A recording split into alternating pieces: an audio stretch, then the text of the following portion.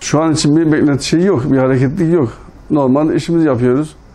Ama son bir hafta kalacak ne olur bilemiyorum. Tabii de önemli. Hastalığın süreci önemli. Şu an Gaziantep biraz ön sıralarda bayağı bir yoğun hastalık. İnşallah bu hastalık hayırlısıyla biterse işler normale döner. Ama şu an için öyle bir şey yok. Normal işimizi yapıyoruz. Yani bayram işi yok. Düğünler mesela açıldı. Çok böyle düğünlük bir şey satamıyoruz. Normal kıyafetleri satıyoruz. Şu an ne olacak kimse bilemiyor. İnşallah iyi olur diye umut ediyoruz. Beklentimiz iyi yönde. İnşallah iyi olur. Bakalım, bekleyip göreceğiz. 15 gün içinde iyi olur mu? Ve bayram sonrası belki de inşallah iyi olabilir. Bayram geçtikten sonra düğünler belki daha hızlanabilir. İşler daha da hızlanabilir. Ve tam tersi de olabilir. Yani artık Allah bilir nasıl olacağını. Ama bizim niyetimiz iyi yönde. İnşallah iyi olur.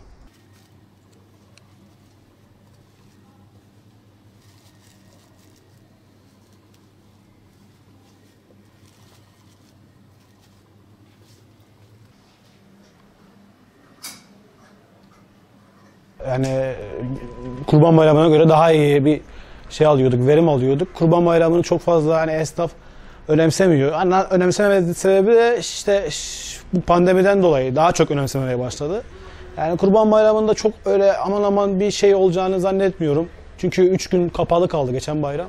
Hani bu bayramda da çok fazla esnafın verim alacağını ya da çok beklenti içinde olacağını ya da bayram havasında olduğunu görmüyorum. Hani etrafta da öyle. Genelde hani bayram havası olduğunda çarşıda bir hareketlenme, bir oluşum oluyor ama şu an şu sıralar, şu son zamanlarda bu pandemi sürecinden dolayı yani çarşının öyle bir beklentisi yok. Esnaf olarak yok yani genel anlamda söylüyorum. Bayrama birkaç gün kala hani hareketlilik demeyelim de normal zamanın bir tık üstünde diyelim. Yani normal kalabalığın, normal yaşamın daha bir tık üstünde olur. Çok fazla aman aman bir beklenti içerisinde değil yani esnaf olarak. Çünkü hani yıllardır az çok biliyoruz bayramların nasıl geçtiğini, o eski kalabalık bayramların nasıl geçtiğini ama işte bu virüsten dolayı bayramların çok öyle aman aman bir kalabalık olacağını zannetmiyorum.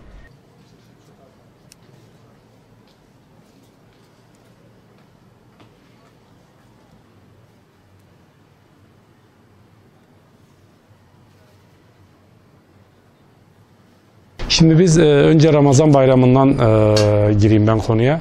Biz Ramazan bayramında 45 gün iş yerlerimizi açmadık. Zaten giyim sektöründe de Ramazan bayramı Kurban bayramına nazaran normalde daha hareketli olur. Satışlar daha çok olur. Kurban bayramında zaten %50'ye %50 daha eksik olur. Yalnız bu bayram Kurban bayramı eğer sokağa çıkma yasağı olmazsa biraz daha farklı olacağını düşünüyorum. Çünkü insanlar Ramazan bayramında sokağa çıkamadı, alışveriş yapmadı.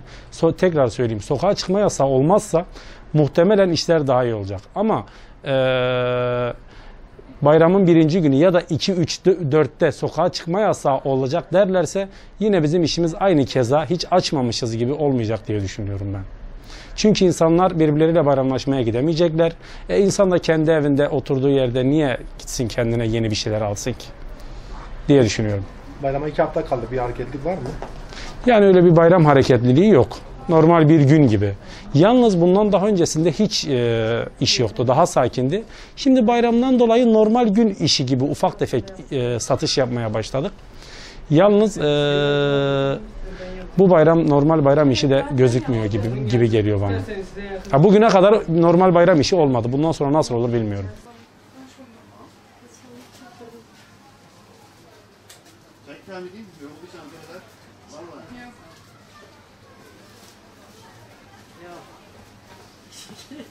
Tabii ki beklentimiz var. İnşallah bu sağlık sorunlarını geride bırakırsak, yani eski normale tabii ki dönmemiz biraz zor ama yani biraz daha umutluyuz bu bayramdan. Ramazan bayramına oranla. Çünkü sokağa çıkma yasakları vardı malum. İnşallah bu bayramda onları yaşamayız. Sağlık sorunlarını biraz daha geride bırakırsak Kurban Bayramı'ndan daha umutluyuz tabii ki esnaf olarak. Peki şu anda bir hareketlik var mı? Bayrama kısa bir süre kaldı. Bayram hareketliği yok. Yani geçen yıllara nazaran bayram hareketliği yok tabii ki. Normal gündelik işleri yapıyoruz sadece. Ekstra bir bayram hareketliği yok maalesef. Peki bayrama da bir hareketlik olur mu? Olması temennisindeyiz ama malum şartlar şu anda ortada. Yani ne diyeceğimizi bilemiyoruz onunla ilgili. Düşüncemiz, isteğimiz tabii ki olması yönünde.